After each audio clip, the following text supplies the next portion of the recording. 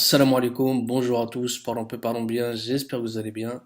Avant de commencer cette vidéo les amis, j'aimerais que vous rejoigniez la page Instagram que vous voyez ici et qui vient remplacer Snap. Et vous avez d'ailleurs dû remarquer que je ne postais plus rien dessus et que je ne réponds plus aux messages également, car il y en a beaucoup trop. Alors j'ai choisi Instagram car c'est beaucoup plus gérable et c'est donc là-dessus que je partagerai ce que je partageais déjà sur Snap, d'accord? Alors pour ceux qui ne peuvent pas rejoindre, il n'y a pas de souci, mais pour les autres, rendez-vous là-bas. Alors les amis, on enchaîne et je voudrais qu'on parle aujourd'hui du dernier clip de PNL, de Frères, hein, je crois, qui vous allez voir est très discret en termes de paroles, mais qui reste néanmoins un hymne à la vente de stupéfiants. Alors on se sent entraîné par une mélodie qui nous plonge automatiquement dans un état de déprime, comme si ces deux personnages voulaient absolument qu'on s'apitoie sur leur sort. On les voit d'ailleurs tout au long du clip, qu'ils retracent, hein. On voit grosso modo leur vie et leurs péripéties. Mais perso, je ne peux pas me laisser attendrir par ces deux personnes, ayant décidé de faire de ceux qui les écoutent ce qu'ils montrent eux-mêmes à longueur de clip, à savoir des dealers. À chaque fois qu'on me partage un truc de ces personnages, je vois à chaque fois des joints, ou bien des plaquettes de shit, ou encore des halls d'immeubles où ça vend de la drogue. On m'a donc partagé ce clip qui, encore une fois, sort un vendredi bien sûr. Et là, les amis, je vous invite vraiment à bien comprendre ce qui va suivre. S'il vous plaît, dites-moi s'il est très sain de sortir un son un vendredi quand on sait quelle importance a ce jour. Et encore mieux, à l'approche du ramadan. On en a déjà parlé, mais il faut le dire et le répéter que le vendredi n'est pas choisi au hasard. Voyez à quel point ceux qui les manipulent tels des marionnettes jouent de leur imbécilité. Mais pas que, mais pas que. Regardez, regardez eux, quelle manière ils ont de rassembler les gens. Subhanallah. Quand vous sortez propre du jama', eux ils viennent, ils vous alpaguent avec leur son dégueulasse que vous allez mettre dans vos postes et par ce même geste, vous allez mettre par terre tous les efforts accomplis au préalable.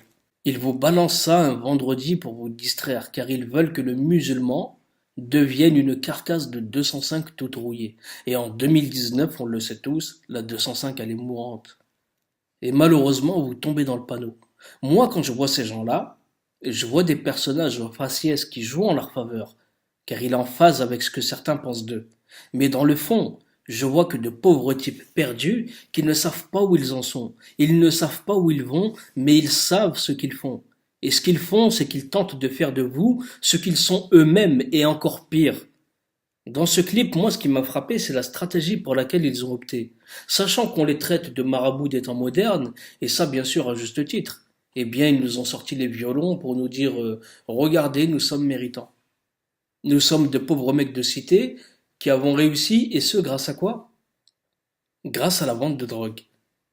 D'accord? Et c'est un argument qu'ils mettent en avant dans quasiment tout leur contenu. Ils sont complètement lobotomisés par ça. Mais ils sont surtout fiers de montrer à quel point il faut tourner le dos au bien pour serrer la main au mal. Et ça leur fait ni chaud ni froid. Et en plus de choisir le créneau du vendredi pour la diffusion de leurs clips, eh bien le contenu, il est complètement ravageur pour ceux qui l'écouteront. On a été 5 ou 6 à l'avoir écouté, et on a tous statué sur une chose, du moins pour ceux qui ont réussi à tenir jusqu'à la fin du clip, c'est qu'on retrouve encore ce sentiment de gêne ou ce truc qui nous met mal à l'aise et qui nous met limite dans un état de déprime, ce qui nous pousse à aimer les deux personnages. Maintenant, vous enlevez la flûte et le violon, eh bien on se retrouve avec des personnages lambda, avec un parcours lambda et qui pleurnichent le tout assis sur des millions. Ah, elle est belle quand même. Vous prenez une vidéo qui traite d'un sujet sensible, un truc super bien monté, bien ficelé, avec la musique de fond qui va bien et qui tire dans la mélancolie, et on pourrait faire chialer un rocher avec ça. Et venez pas me dire, ouais, mais Kamel, c'est pas eux qui décident pour le vendredi. Moi, je vous demanderai alors ce que vous feriez dans cette situation. Est-ce que vous vous cacheriez derrière cette excuse pour laisser faire ou bien est-ce que vous tenteriez de contrer cette manœuvre douteuse, quitte à y perdre quelques euros? C'est une question que j'ai vraiment envie de vous poser. Parce que vous avez été nombreux à venir me dire ouais, Kamel, regarde, il est en train de prier sur un tapis. Gna, gna, gna. Maintenant, essayez de contrecarrer tout ça et essayez de me dire si leurs agissements à tous, hein, parce que c'est pas les seuls, leur façon de faire, hein, sortir des clips tous les vendredis, des trucs bien crades et tout, qu'est-ce que vous en pensez? D'accord?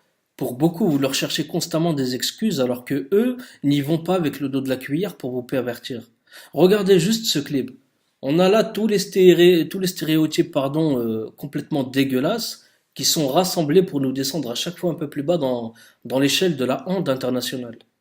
Et je vous rappellerai, qu'on a tous dans nos quartiers des cas bien pires que eux là, qui ont des situations extrêmement compliquées, qui ont plus de parents, qui sont malades, mais des maladies graves, des situations financières très compliquées, mais quand on leur demande comment ils vont, eh bien ils vous répondent Alhamdulillah, Subhanallah. Là, on a deux personnes qui vous racontent avoir manqué de yaourt et de fromage dans leur frigo quand ils étaient gosses, et ça se met à pleurer dans les chaumières. C'est incroyable quand même. Quand vous regardez vos propres évolutions, eh bien vous voyez vous-même qu'on a connu une enfance, une adolescence où on manquait de pas mal de choses. Mais on a su tirer de cela tout ce qu'on a pu tirer à notre avantage, et même en faire un ancrage sur lequel on s'est propulsé dans la vie. Mais aujourd'hui, non. Chacun oublie ses galères pour aller pleurer sur ces deux types qui viennent vous dire grosso modo, si vos poches sont vides, descendez en bas, faites un chrome au grossiste et allez vendre de la substance, car nécessité fait loi. Mais c'est des malades mentaux. C'est des malades mentaux pour moi, c'est pas possible autrement. Essayez de vous rendre compte du message qu'ils envoient à toute cette jeunesse qui les suit aveuglément. Je parlerai même pas de leur accoutrement qui pousse les gens aujourd'hui à se travestir. Je comprends pas comment les quartiers se sont fait influencer par ces nouvelles bonnes femmes à chignon. Et je vous le dis honnêtement les frères, vous là qui vous laissez aller par ces nouvelles tendances, wallah redevenez des bonhommes. Ils sont en train de vous entraîner dans un truc que vous ne contrôlez même plus.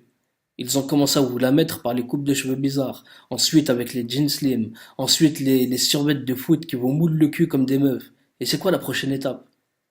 T'as l'autre qui vous met un bonnet de femme sur la tête et t'as toute la France qui s'enflamme et qui va faire péter les ventes de cette marque. Mais dans quel monde on vit les gars? Wallah, dites-moi dans quel monde on vit.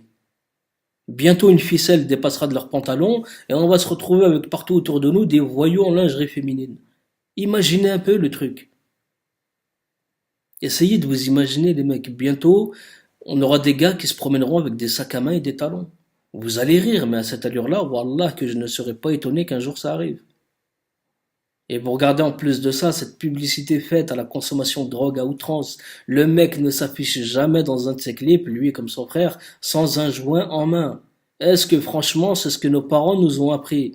Comment vous arrivez à faire pour rejeter tout ce qu'on vous a appris dans votre vie de bien pour aller récupérer toute cette merde? C'est pas possible. Aujourd'hui, on ressent même plus cette gêne à regarder ce genre de personnage montrer les pires facettes de l'être humain. Et quand on va jusqu'à dénoncer ce munkar, eh bien, ça ne fait pas plaisir aux aveuglés. Moi, vous pouvez brailler autant que vous voulez, mais je sais que c'est la vérité qui vous fait mal. Alors que, subhanallah, vous avez tout sous vos yeux. Ça ne vous plaît pas, qu'on s'en prenne à ces deux mecs, car ils vous ont fait fondre sur place. Ils vous ont fait fondre sur place, hein. Et là, je m'adresse aux supporters masculins. D'accord? On sait que même vous, ils vous ont fait fondre. Jusqu'à l'autre qui a été, jusqu'à lui dire en courant derrière le bus, fais-moi des trucs bizarres. Et pour être vraiment poli, hein, je le dis comme ça. Mais oh les gars, réveillez-vous. Réveillez-vous parce que quand vous allez prendre conscience de tout ça, eh bien le vernis sur vos ongles, il aura déjà séché. Et votre réputation, elle sera envolée avec les vapeurs. Donc continuez comme ça, et croyez-moi, ça ne pardonnera pas. Réappropriez-vous votre espace une fois pour toutes. Donc voilà, j'ai fait cette vidéo vraiment à l'arrache, suite au partage qu'on m'en a fait. Je n'ai pas vraiment été dans le détail, mais je reviendrai sur ce clip dans la prochaine partie qui arrivera d'ici demain ou lundi, Inch'Allah. Sur ce, les amis, prenez soin de vous et de vos proches. N'oubliez pas de vous abonner à la page Instagram que vous voyez encore ici. Je vous dis à plus tard. Prenez soin de vous et de vos proches. Assalamu alaikum. Paix sur vous.